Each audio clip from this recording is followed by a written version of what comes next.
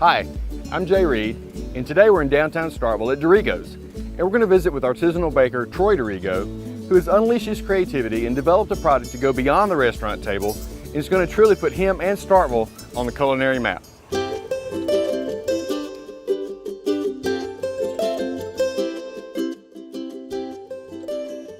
So, Mr. Troy, this is a cracker shop now. So, what are the ingredients? Looks very simple. It is pretty simple, and they all start with this. This is the sourdough starter. Oh, wow. So we've had this going for several years here. Oh, wow. It's natural wild yeast, and this is the thing that gives the crackers all the flavor. The crackers are fully 50% of it is just that starter. Oh, wow. And then these are the other ingredients that make up the cracker. Fresh milled whole grain flour, some olive oil, Yeah, honey, just a touch to sweeten it up. Salt. Some salt. And so then this, I was eyeing this. What exactly is this right here?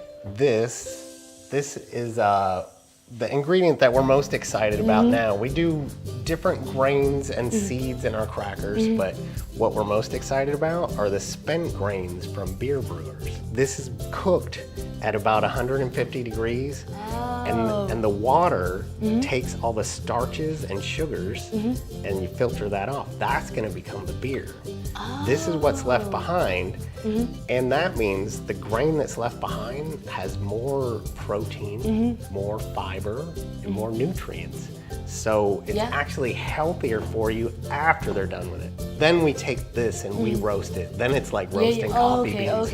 We roast it in my oven over there, and it gets nice and toasty and dried out, so we can store this forever. Wow, that's interesting. So you want to see how we put all this together into cracker dough and roll it out? I'd love to see that. All right, let's go. So TJ is rolling out some dough that's been fermenting in the fridge overnight.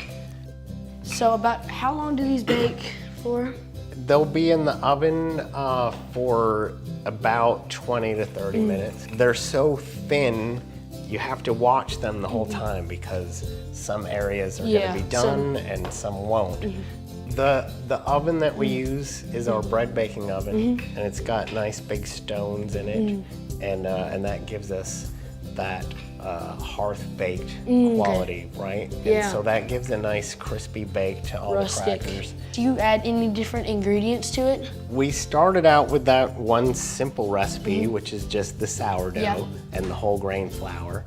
And then we started trying different seeds. We do sunflower seeds.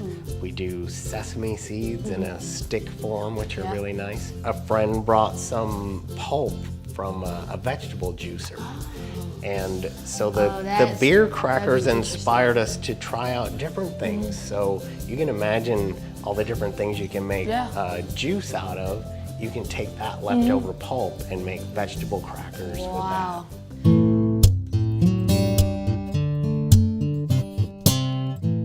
So Troy, I know that you got started with the business at the Starkville Community Market, so why don't you tell me a little bit about how that started and how that's kind of shaped things from then?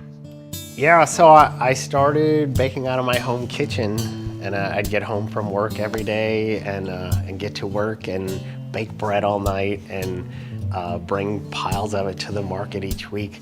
And it was really exciting. There's a lot of international professors and students here and people from all over that really missed good hearth-baked bread. So it was fun. People really responded to what I was making. But this is a small market, and I knew from the start that baking bread is a really tough business. It's hard to find enough people each day to buy that much bread. So I knew that was the challenge of the business. I know you've developed a lot of products along the way, because I've been the joyous partaker of many of those. We've done pizza, we've done lots of great pastries and the sandwiches.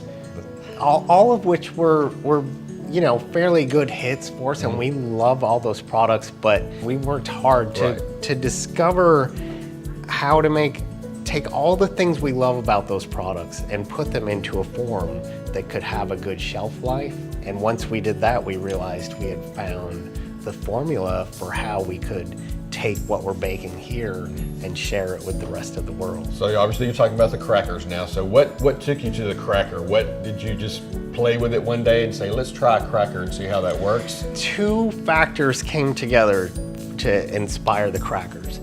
When you're a sourdough baker, you either use up all of that starter and sometimes there's some extra that needs to be discarded. The simplest thing to do is to bake it off in the oven at the end of the day. But I would come in the next morning and pull it out of that cold oven and it would kind of look delicious. And I realized the only thing missing was a little bit of salt, and that would make a great cracker. I spent some time on a sailing ship and we had to take turns cooking in the galley. They would fill the ships up with crackers. That was the food that they ate as they traveled around the world. And that's something that had a shelf life of years. Right. And so I knew that I'm struggling with that idea. How can I make bread last longer? Well, the answer was in the past. Now you're nationally distributing. How did you basically figure out that that was something that could be done? We're lucky to live in a college town where many people from here and many people that graduate from here end up going out into the world or have families that are out there. So people from here love to share our products with their friends and family around the country. And how far have we gone? Like I see you've got a map here with a bunch of states. Are you in every state yet? Or? Just about. I think there might be 3 or 4 left. We still need to fill in on that map, but yeah, it's been pretty exciting. All right, I think we've talked enough about the crackers. It's time to eat some crackers. Sounds good. Let's do it.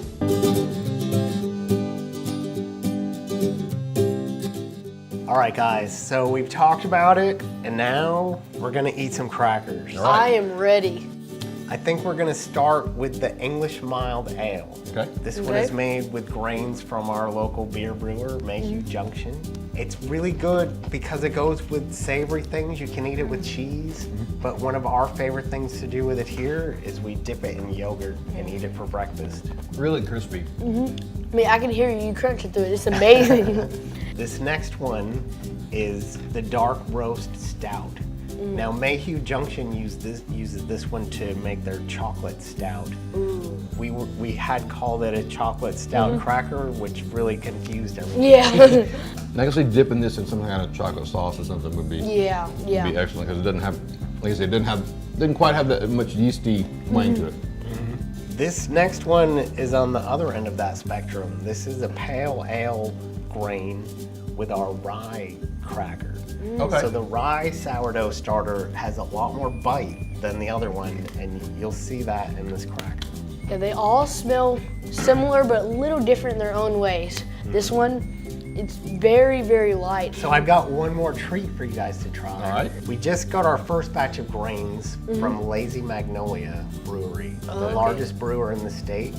They make a great beer called Southern Pecan. And we did some tests earlier this year to come up with a baklava-inspired cracker.